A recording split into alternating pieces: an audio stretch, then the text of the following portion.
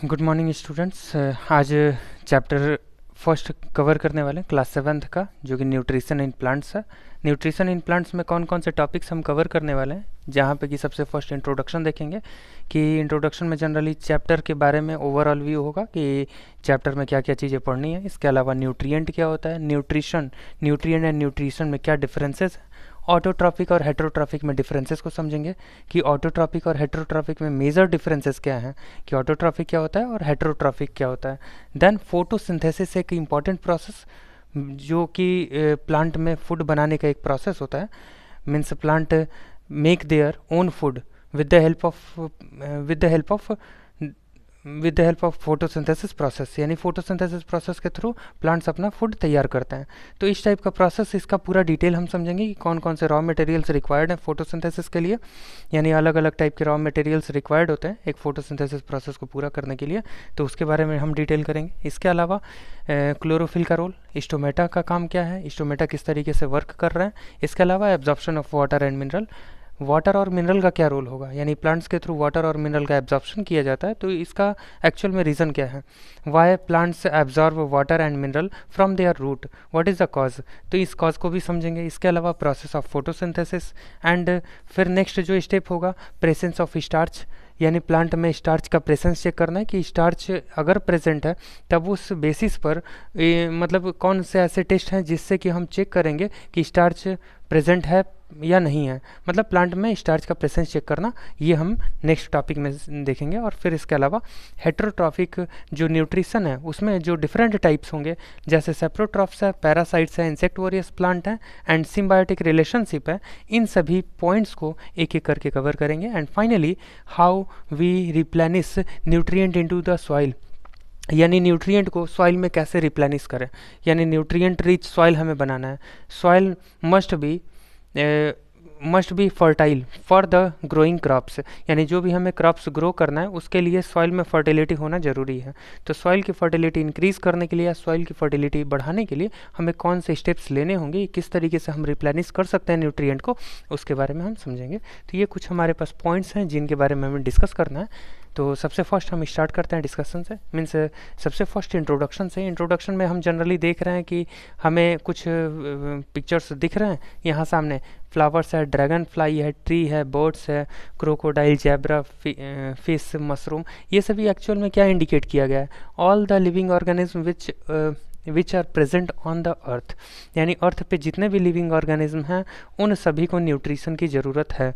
यानी जितने भी लिविंग होंगे वह एनिमल हो, प्लांट्स हो या इंसेक्ट्स हो, एनिमल, प्लांट्स, इंसेक्ट, किसी भी ऑर्गेनिज्म, माइक्रो ऑर्गेनिज्म हो मीन्स लोअर ऑर्गेनिज्म या हायर ऑर्गेनिज्म, किसी भी ऑर्गेनिज्म के लिए न्यूट्रिशन कंपलसरी है। बिना न्यूट्रिशन के कोई भी अपना ग्रोथ नहीं कर सकता।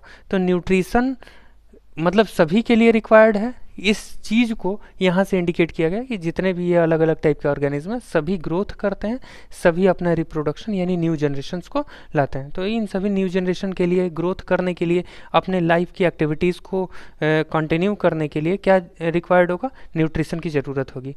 यानी न्यूट्रिशन किस चीज़ में हेल्प करता है, न्यूट्रिशन जनरली हमारे लाइफ के प्रोसेसेस में, जनरली रेस्पिरेशन हो, डाइजेशन हो या मूवमेंट और लोकोमोशन हो, डिफरेंट टाइप की जो हम एक्टिविटीज़ करते हैं, जितने भी ह्यूमंस हैं या जनरली जितने भी लिविंग ऑर्गेनिज्म हैं, वह कुछ अपने एक्टिविटीज़ मतलब जनरली लाइफ को एक लाइफ को कंटिन्यू करने के लिए जनरली किसी भी टाइप की एक्टिविटीज़ जो कर रहे हैं उन सभी एक्टिविटीज़ को करने के लिए न्यूट्रिशन की रिक्वायरमेंट है, और न्यूट्रिशन से एनर्जी मिलता है।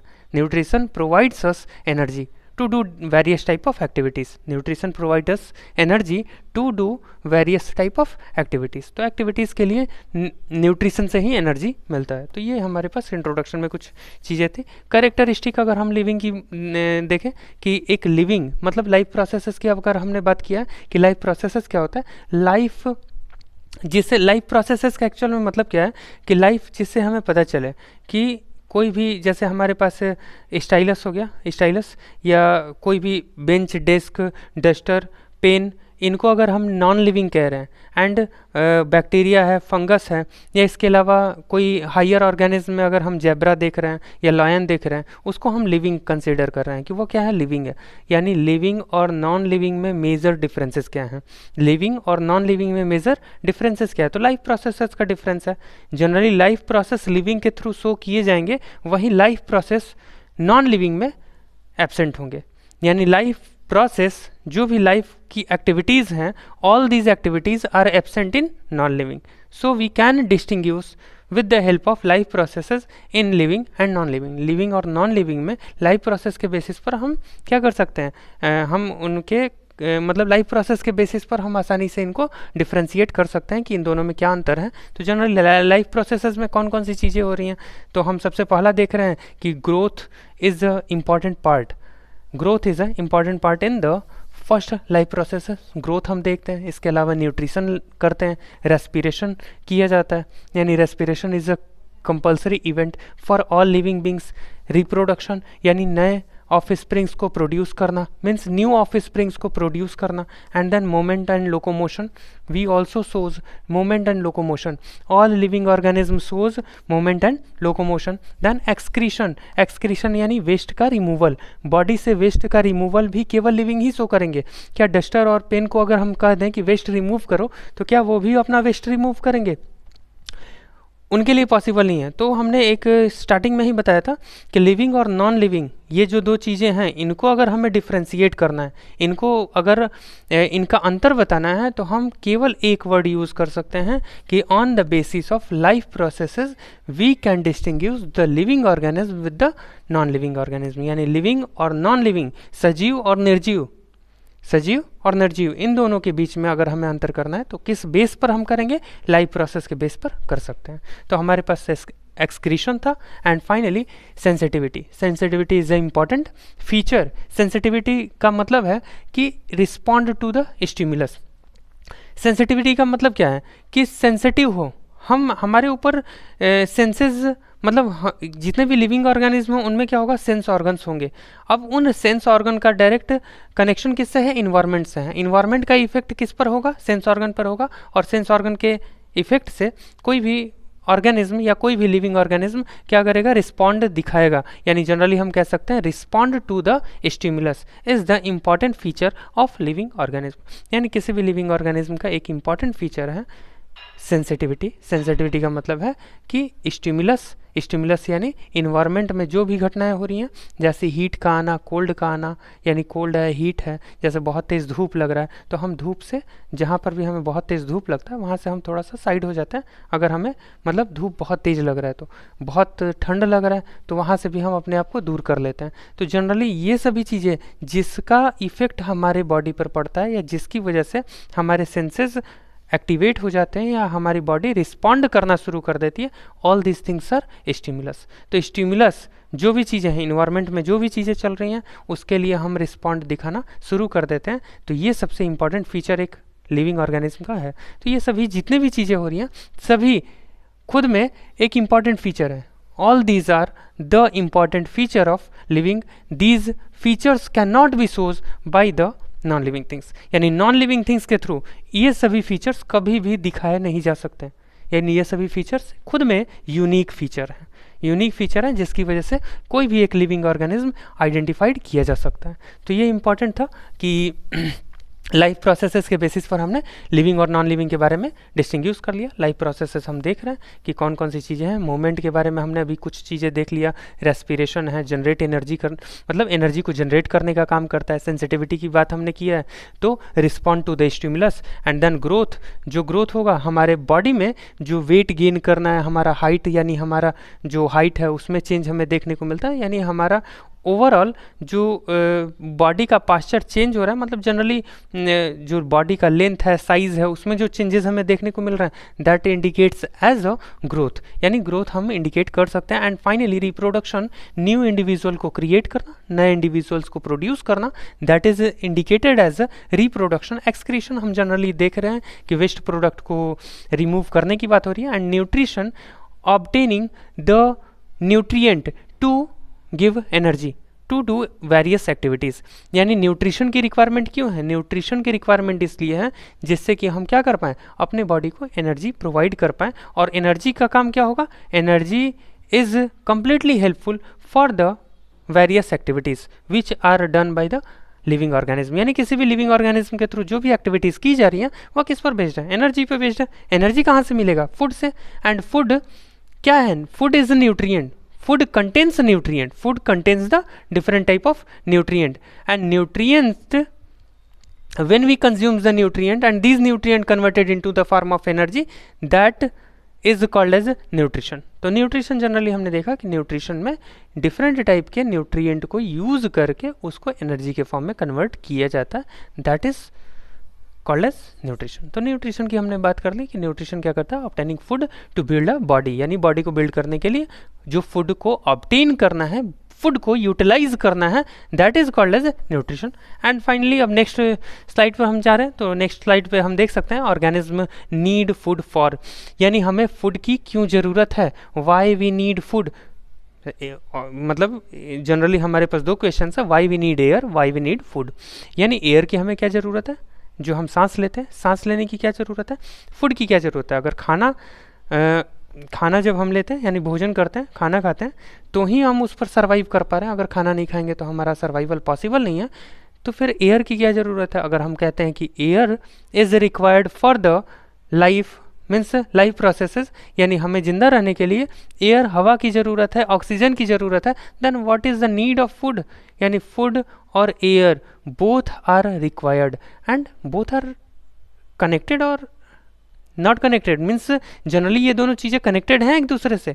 यानी जो हमने सांस लिया है, जो हमने फूड लिया है, क्या ये दोनों एक दूसरे से कनेक्टेड है? Of course both means both the things are connected with each other to survival of the living organism. यानी लिविंग ऑर्गेनिज्म के सर्वाइवल के लिए ये दोनों चीज़ें कनेक्टेड हैं, तभी जाके किसी एक पर्सन मतलब किसी भी लिविंग ऑर्गेनिज्म का सर्वाइवल हो पा रहा है। तो जनरली हम यहाँ देख सकते हैं कि फूड हमें किन चीज़ों के लिए चाहिए? Obtain energy for growth, for repair of damage body parts, carrying out life processes. मतलब जनरली हमारे बॉडी के रिपेयरिंग के लिए, हमारे ग्रोथ के लिए, हमारे एनर्जी के लिए, all this different type of activities more than of. मतलब ये चीज़ें तो एक शॉर्ट में एक व्यू दिया गया है, बट फूड का रोल क्या है? फूड का रोल फाइनली एनर्जी हमें प्रोवाइड करना, और उस एनर्जी से ही पूरी एक्टिविटीज़ हो रही हैं। इससे प्रीवियस में हमने जो लाइफ प्रोसेस एक टर्म देखा था, लाइफ प्रोसेस में आने वाली जितनी एक्टिविटीज़ थी, all these activities are completely dependent on the energy and energy, how we get energy? Energy comes from the food, energy comes from the food, यानी food से ही एनर्जी आना है। तो जनरली फूड का इंपॉर्टेंट रोल हो जाता है, important role है फूड का, ठीक है।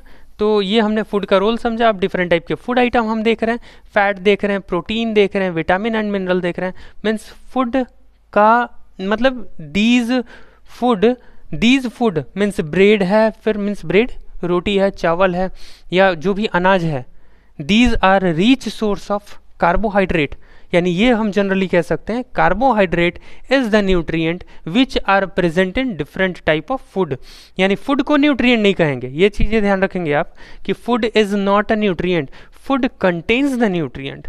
यानी जो भी हमारा डाइट है, जो खाना हम जो हम खाना लेते हैं, यानी जो हमारे खाने में रखा हुआ है, जैसे रोटी चावल, रोटी है, चावल है, फिर दाल सब्जी, ये कॉमन हमारा डाइट हो गया।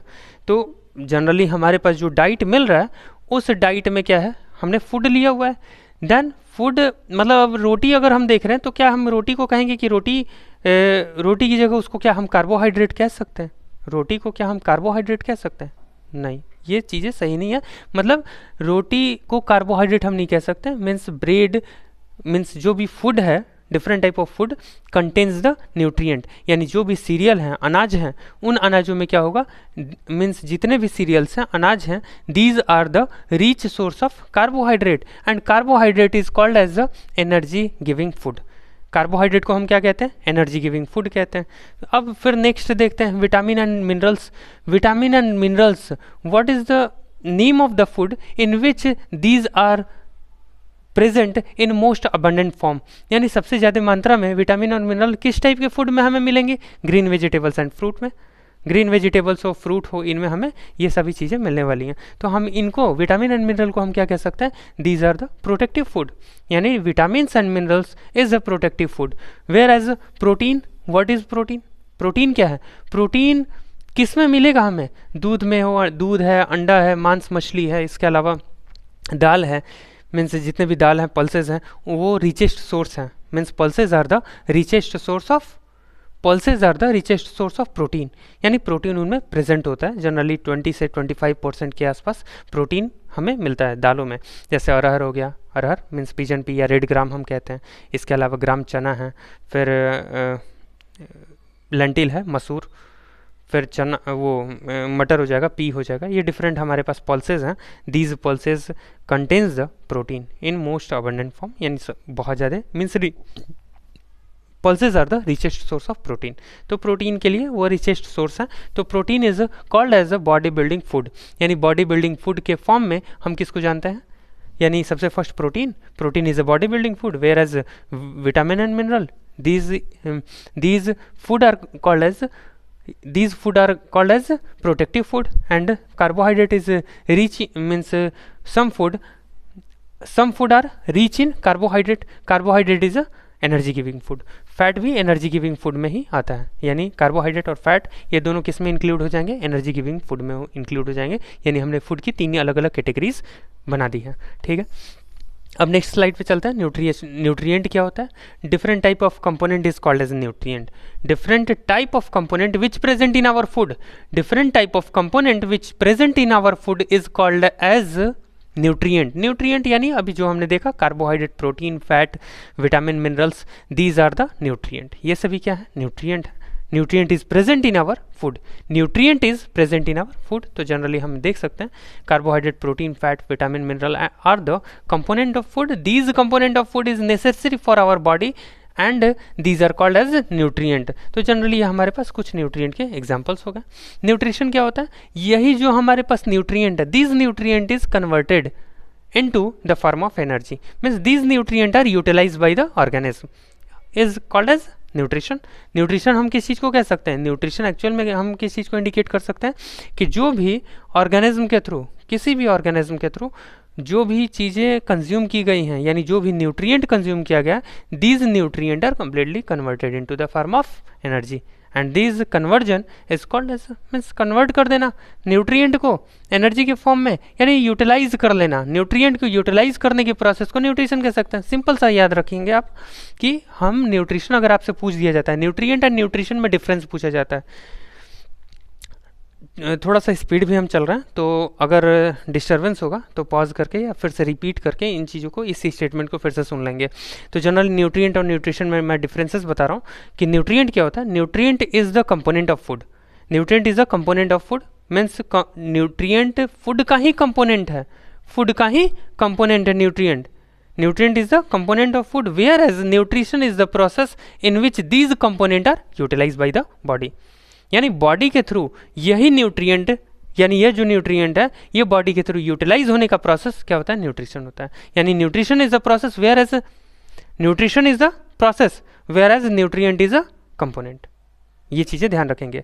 जो प्रोसेस न्यूट्रिशन है, this process is completely utilise the all nutrient, all different type of nutrient, यानी न्यूट्रिएंट को यूटिलाइज करने का प्रोसेस ही क्या होगा, न्यूट्रिशन होगा। तो जनरली ये न्यूट्रिशन का डिफिनेशन था। अब इसमें निबलिंग हम देख रहे हैं कि रैबिट के थ्रू निबलिंग किया जा रहा है, यानी कुतरने का काम, कुतरता है ना, ये क्या करते हैं, जो कुतरने का काम कौन कर रहा है, रैबिट कर रहे हैं। सॉलोइंग, निगलने का काम कौन कर रहे हैं, फ्रॉग है। इसके अलावा च्यूइंग, चबाने का काम हम देख रहे हैं कि जितने भी कैटल्स हैं, जो भी हायर ऑर्गेनिज्म है, कैटल्स यानी गाय, भैंस, भेड़, बकरी, ये सभी क्या करते हैं, च्यूइंग यानी चबाने का काम करते हैं।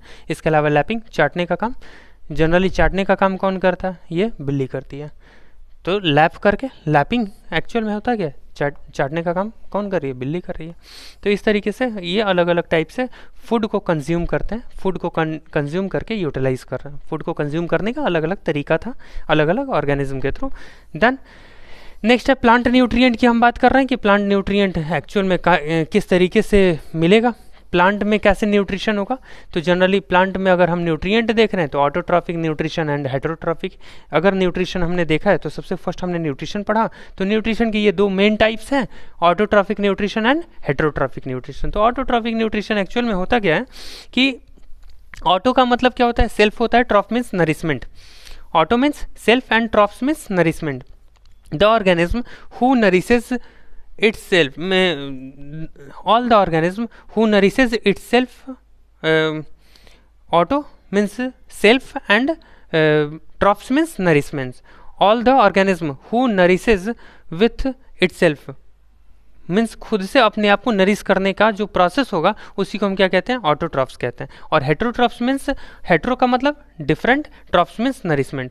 The organism who are completely depended on other for their nourishment, यानी खुद के नरिशमेंट के लिए किसी दूसरों पर निर्भर रहना, यह क्या है, हेटेरोट्रॉफ्स है। Autotrophs the organism who nourishes to itself by with their own, यानी खुद से अपने आप को नरिश करने का जो प्रोसेस होगा। जैसे ग्रीन प्लांट्स हैं, ग्रीन प्लांट्स को किसी दूसरों की रिक्वायरमेंट नहीं है, ग्रीन प्लांट्स खुद से नरिश कर सकते हैं, यानी उनको किसी दूसरे से फूड लेने की रिक्वायरमेंट नहीं होती है। तो हम ग्रीन प्लांट्स को क्या कह सकते हैं, ऑटोट्रॉफ्स कह सकते हैं। उसी तरह वैसे ही हेटेरोट्रॉफ्स, यानी अगर इनको दूसरों की ज़रूरत है तो generally we are the heterotrophs, यानी ह्यूमंस भी हेटेरोट्रॉफ्स का एग्जांपल हैं। तो जैसे हम खुद से खाना अपना प्रोड्यूस नहीं कर सकते हैं, हमें ग्रीन प्लांट्स पर डिपेंडेंट रहना पड़ेगा, यानी प्लांट सोर्सेज पे, यानी ग्रीन प्लांट्स पे, यानी जो भी हमारे पास पौधे हैं उन पौधों से हमें फूड मिलेगा, या तो एनिमल, यानी दो ही सोर्स है हमारे पास फूड के, या तो प्लांट सोर्स होगा, plant is the source of our food, whereas animal is the source of our food. These two places by which we get our food, यानी दो अलग अलग प्लेसेस से हमें फूड मिल सकता है। तो यानी हम खुद से खाना नहीं तैयार कर पाते, हमें दूसरों पर डिपेंडेंट रहना पड़ता है। So we are called as heterotrophs. तो हेटेरोट्रॉफ्स हम कब कहेंगे, जब हम दूसरों पर डिपेंडेंट हैं अपने फूड के लिए, ठीक है। अब नेक्स्ट है, तो ये जो ऑटोट्रॉफ्स हम कह रहे हैं, what is the means, why he is means, why green plants is called as autotrophs. Autotrophs हम ग्रीन प्लांट्स को क्यों कहते हैं, इसका रीज़न क्या है, इसका रीज़न है कि दे make their own food width of their self, यानी वह खुद से अपना भोजन बना लेते हैं। अब कैसे वो अपना खुद से भोजन बना पाते हैं, with the help of photosynthesis, एक इंपॉर्टेंट प्रोसेस। अब इस इंपॉर्टेंट प्रोसेस का थोड़ा सा डिटेल हम समझ लेंगे कि यहाँ पर किस तरीके से अपना फूड तैयार कर रहे हैं। तो फूड जो हम ऑटोट्रॉफ्स, जिसकी वजह से हम जानते हैं इनको कि ऑटोट्रॉफ्स हम इनको क्यों कह रहे हैं, और उस कहे जाने का रीज़न हम देख लेते हैं कि एक्चुअल में ये हम ऑटोट्रॉफ्स से इनको क्यों कहते हैं। Green plants is, why green plants is called as autotrophs, because they perform photosynthesis process, and photosynthesis process क्या होता है, फूड मेकिंग प्रोसेस होता है।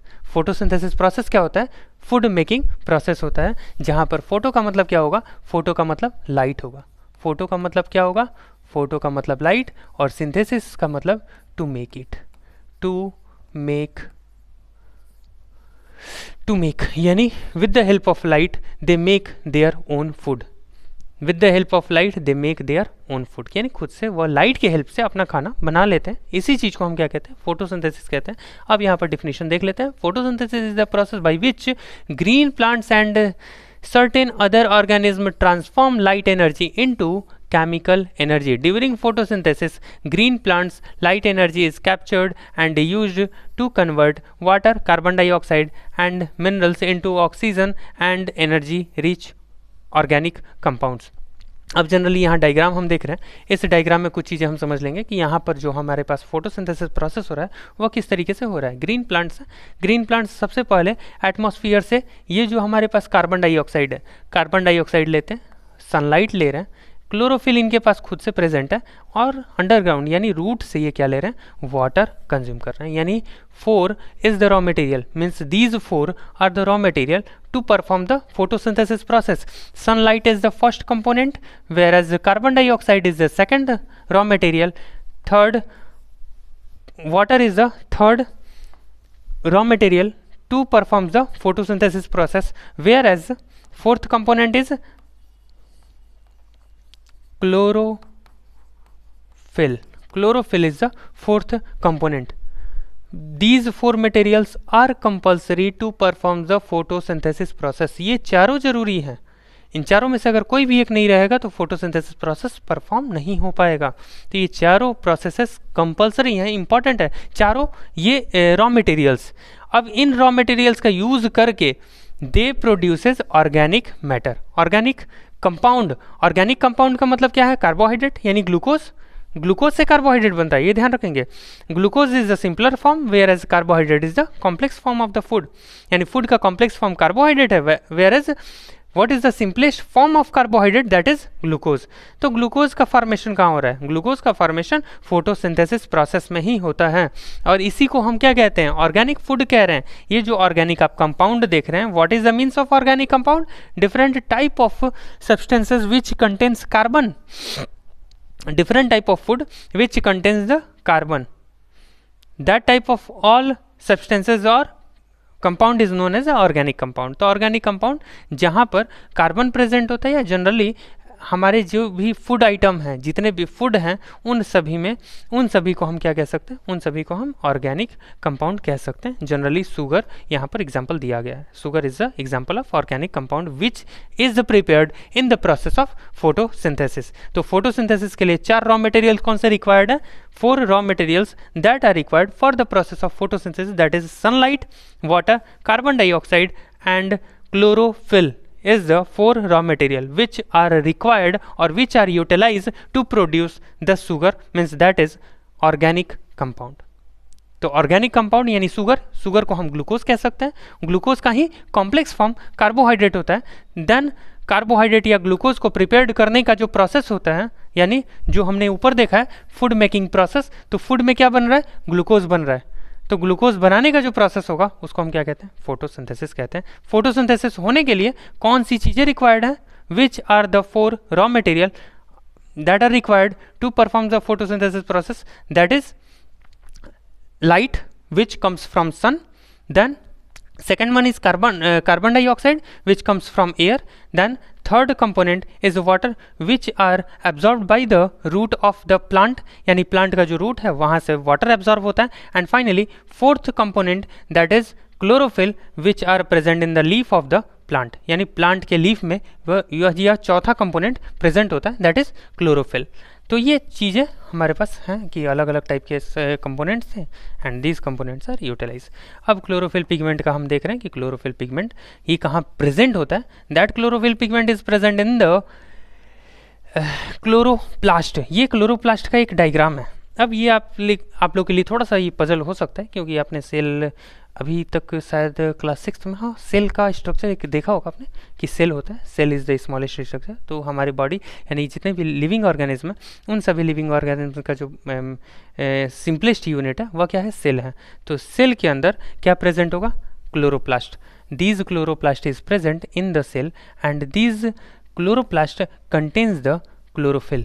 मीन्स जनरली एक स्ट्रक्चर बताया जा रहा है कि जितने भी लीफ हैं या जितने भी ग्रीन प्लांट्स हैं, these green plants contains the chloroplast and these chloroplast contains the chlorophyll structure. यानी यह जो है हमारे पास एरो मैं जैसे इंडिकेट कर रहा हूँ कि जितने भी ग्रीन प्लांट्स होंगे उनमें जो ग्रीन कलर है, this green colour is because of chlorophyll. यानी जो ग्रीन कलर हमें दिख रहा है वह किसकी वजह से दिख रहा है? क्लोरोफिल की वजह से दिख रहा है। एंड क्लोरोफिल कहाँ प्रेजेंट होता है? क्लोरोप्लास्ट के अंदर होता है। अगर क्लोरोप्लास्ट के अंदर पूछा जाता है कि क्लोरोप्लास्ट के अंदर क्या कहाँ पर पाया जाता है, तो ये जो हमें स्टैक दिख रहा है, स्टैक यानी बंडल दिख रहा है, this stack is called as granum. Granum is the stack or bundle, and this stack is formed by the coin like structure that is called as a thylakoid। Thylakoid, ये thylakoid है, coin like structure जो हमें दिख रहा है, and these thylakoid contains the chlorophyll. ध्यान रखेंगे कि क्लोरोफिल का लोकेशन मैं बता रहा हूँ कि क्लोरोफिल कहाँ प्रेजेंट होगा। क्लोरोफिल इनके मेम्ब्रेन में प्रेजेंट होगा। किसके मेम्ब्रेन में? थाइलेकॉइड के मेम्ब्रेन में क्या प्रेजेंट होगा? क्लोरोफिल प्रेजेंट होगा। थाइलेकॉइड कहाँ है? ग्रैनम में। यानी ग्रैनम जो बना हुआ है, ये बंडल, ये इस पूरे बंडल को हम क्या कहते हैं? ग्रैनम कहते हैं। और इसका एक ही जो कॉइन लाइक स्ट्रक्चर है, बहुत सारे कॉइन की तरह स्ट्रक्चर दिख रहे हैं, तो बहुत सारे जो कॉइन दिख रहे हैं इन सभी कॉइन को मिलाकर ग्रैनम कह रहे हैं, और एक कॉइन को, कॉइन लाइक स्ट्रक्चर को हम क्या कहते हैं? थाइलेकॉइड कहते हैं। And this thylakoid contains the chlorophyll molecule. यानी क्लोरोफिल मॉलिक्यूल कंटेन करता है। अब ये क्लोरोफिल मॉलिक्यूल काम क्या करता है, दीज ट्रैप्स द लाइट, जो सन से लाइट मिल रहा है यह लाइट को ट्रैप करने का काम करता है। यानी what is the function of chlorophyll, chlorophyll का फंक्शन क्या है, जो भी क्लोरोफिल प्रेजेंट है वह क्लोरोफिल का मेन काम क्या है, जो सन से आने वाला लाइट है उस लाइट को ट्रैप करने का काम किसका होगा, इस क्लोरोफिल का होगा। ठीक है, तो ये हमारे पास एक जनरल क्लोरोप्लास्ट का स्ट्रक्चर था। And next stomata. स्टोमेटा का स्ट्रक्चर हम देखेंगे। जो हमने कार्बन डाइऑक्साइड की बात की है कि carbon dioxide is present, carbon dioxide is absorbed by the plant to perform the photosynthesis process, यानी गैसेस एक्सचेंजेस, यानी गैसें ली जा रही हैं, गैसेस रिलीज की जा रही हैं। कार्बन डाइऑक्साइड प्लांट ले रहे हैं, उसके अलावा ऑक्सीजन को रिलीज कर रहे हैं। Oxygen is liberated in the process of photosynthesis, यानी फोटोसिंथेसिस का प्रोसेस हो रहा है तो उसमें ऑक्सीजन छोड़ा जा रहा है और वहीं कार्बन डाइऑक्साइड गैस लिया जा रहा है। तो कार्बन डाइऑक्साइड लिया कहाँ से जाएगा, ये छोटे छोटे पोर्स दिख रहे हैं, ये पोर्स हमें माइक्रोस्कोप से क्लियर तरीके से दिखाई देंगे। और ये कहाँ दिखाई देते हैं, प्लांट के लीफ में, मतलब प्लांट का जो लीफ होगा उस लीफ का अपर सरफेस और लोअर सरफेस दोनों पर दिखाई देगा। बट ज़्यादा कहाँ होता है, means distribution of stomata, distribution of stomata जब हम पढ़ते हैं तो स्टोमेटा का distribution means maximum, means large number of stomata is present on the lower surface of the leaf in dicot plant. यानी जनरली प्लांट्स के केस में अगर हम देखते हैं तो लोअर लीफ, यानी जो लोअर सरफेस ऑफ लीफ होगा, जो लीफ का लोअर सरफेस होगा उस लोअर सरफेस पर ज़्यादा नंबर में स्टोमेटा प्रेजेंट होते हैं और स्टोमेटा इसी टाइप का हमें पोर दिखाई देता है। यानी यह स्टोमेटा है, ये क्लोज्ड स्टोमेटा है एंड ये ओपन स्टोमेटा है। मीन्स स्टोमेटा जो बने होते हैं वह किससे बने होते हैं, गार्ड सेल से बने होते हैं। ये गार्ड सेल्स है, रक्षक कोशिकाएं कहते हैं, यानी बाहर से गार्ड सेल अगर पूरी तरीके से बंद हो जाएंगे, ये स्टोमा है, this is the stoma. Stoma का मतलब क्या होता है, पोर होता है, पोर यानी जो छेद है उस छेद को हम स्टोमा कहते हैं। Stoma is a singular whereas stomata is a plural form. Stomata is the plural whereas stoma is a singular form. तो ये जो स्टोमा होगा, ये स्टोमा गार्ड सेल्स जब बंद होंगी तो स्टोमेटा क्लोज हो जाएगा, गार्ड सेल जब खुलेंगी तो स्टोमेटा ओपन होगा। अब जब ये गार्ड सेल्स ओपन, मतलब गार्ड सेल्स फैलती हैं यानी स्टोमेटा ओपन होता है तो गैसियस एक्सचेंजेस होता है, यानी कार्बन डाइऑक्साइड और ऑक्सीजन का एक्सचेंज होता है। यानी गैसियस एक्सचेंजेस हो, ट्रांसपिरेशन हो, both activities are occurs when the guard cells open, यानी stomata opens. Stomata guard cells open नहीं, यानी स्टोमेटा ओपन। जब स्टोमेटा खुलेंगे तभी ये दो प्रोसेसेस होगा। सबसे first gaseous exchanges, carbon dioxide और ऑक्सीजन, ये गैसियस एक्सचेंज होगा। और इसके अलावा जो दूसरा काम होगा वह क्या होगा, ट्रांसपिरेशन होगा। Transpiration is the second process which are done when the stomata opens, यानी स्टोमेटा जब खुलते हैं तो। ठीक है, तो ये दो अलग अलग प्रोसेसेस हमने कंप्लीट कर लिया। अब जो जनरली ये स्टोमेटा तक हमने कंप्लीट किया, जो नेक्स्ट इसका कुछ और पार्ट बाकी है उसको सेकंड क्लास में, अगला जो क्लास होगा उस क्लास में कंप्लीट कर लेंगे। Okay, thank you.